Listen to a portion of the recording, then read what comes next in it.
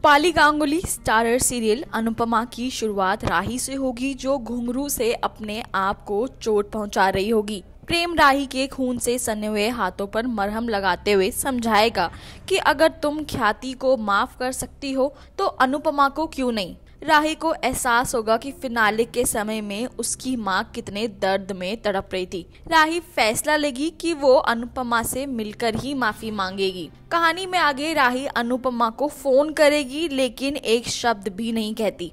अनुपमा समझ जाएगी कॉल राही का है, वो दर्द में तड़प रही है। इस दौरान अनुपमा को घर में किसी शख्स के चलने की आवाज सुनाई देगी। अनुपमा को लगेगा कि कहीं गौतम तो शाह हाउस में घुस तो नहीं आया बदला लेने के लिए। हाथों में बैट लेकर अनुपमा घर के कोने कोने में शख्स को ढूंढेगी, लेकिन कुछ हाथ नहीं लगेगा। अगली सुबह अंश डांस रानी टीम को बताएगा कि भारती का इलाज अहमदाबाद में भी हो सकता है, वो भी सस्ते में। ऐसे में अनुपमा और जसप्रीत इसके लिए मान जाएंगी।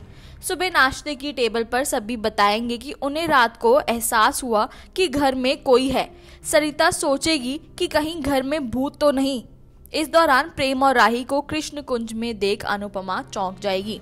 कोठारी हाउस में ख्याति पराग के पैरों में गिर अपने गुनाहों की माफी मांगेगी।